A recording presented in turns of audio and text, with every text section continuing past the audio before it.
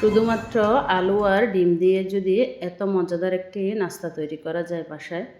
আসসালামু আলাইকুম, সবাই কেমন আছেন? আজ আমি আপনাদের সাথে শেয়ার করব ডিম আর আলু দিয়ে অনেক মজাদার একটি নাস্তার রেসিপি। এখানে আমি 2টি আলু সিদ্ধ করে নিয়েছি। এখন একটি কাঁটা চামচের সাহায্যে একটু ম্যাশ করে নিব।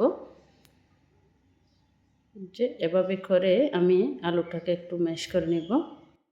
এরকম একটি নাস্তা কিন্তু বাচ্চাদেরকে বিকেলবেলা নাস্তা হিসেবে কিন্তু বাসায় তৈরি করে দিতে পারেন খুব সহজে। এই যে আমার এখানে মনে হচ্ছে একটু একটু দানাদার থেকে গেছে, তাই এখন একটু চামচের সাহায্যে আরও একটু ভালোভাবে ম্যাশ করে নিব। আপনারাও এটাই চেষ্টা করবেন, খুব ভালোভাবে কিন্তু মিহি করে নিতে হবে। যে আমার এখন হয়ে গেল। এখন এখানে দিয়ে দিব একটি ডিম।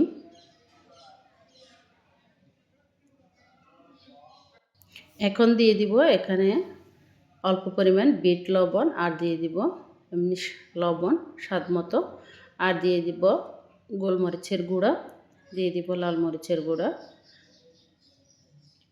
আরও দিয়ে দিব ভাজা জিরার গুঁড়া। এখন দিয়ে দিব এখানে কর্নফ্লাওয়ার, আমি 2 চামচের মতোই দিয়েছি। এখানে কিন্তু কর্নফ্লাওয়ারের পরিবর্তে ময়দা ব্যবহার করা যাবে না।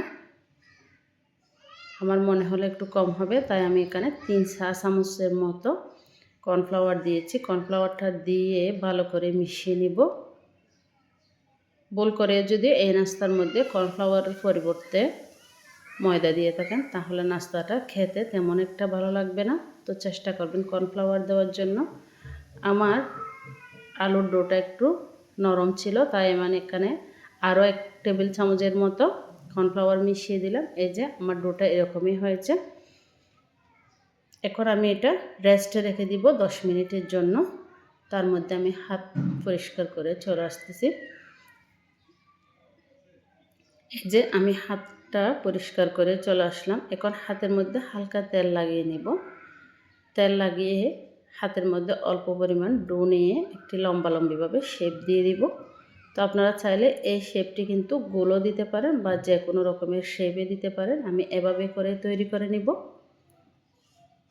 তো আমি এভাবে করে সবগুলো নাস্তা কিন্তু রেডি করে নিয়েছি। এই যে আমার রেডি হয়ে গেল। এখন আমি এখানে একটি প্যানের মধ্যে কিছুটা তেল নিয়ে নিলাম। তেলটা কিন্তু একদম নর্মাল তেল, একেবারে চুলায় দিইনি। চুলায় না দেওয়ার আগে সবগুলো নাস্তা আমি একটা একটা করে বসিয়ে দিব।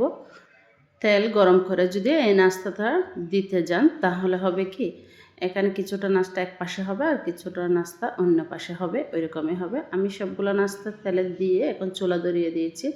যখন একটু এভাবে ফুলে উঠবে তখন একটু নাড়া দিয়ে দিব। অবশ্যই কিছু লাগাবেন না। যে আমার একটু একটু মনে হয় মোটামুটি শক্ত হয়ে এসেছে, তাই আমি এরকম একটা স্প্যাচুলার সাহায্যে একটু উল্টিয়ে দিচ্ছি।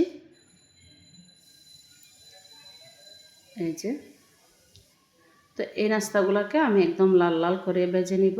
চুলার আঁচটা মিডিয়ামে রেখে এই নাস্তাগুলো তৈরি করে নিতে হবে। এই নাস্তাটা খেতে বেশ ভালোই লাগে, বাইরে একদম ক্রিসপি, ভিতরে সফট।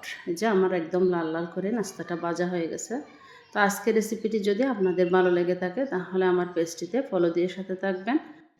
আর ভিডিওটি ভালো লাগলে একটি লাইক আর কমেন্ট করে অন্যদেরকে দেখার সুযোগ করে দিবেন।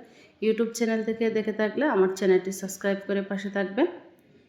এই নাস্তাটা ভিতরে একদম সফট হয়েছে, বাইরে একদম ক্রিসপি হয়েছে। আজকে এই পর্যন্ত। আল্লাহ হাফিজ।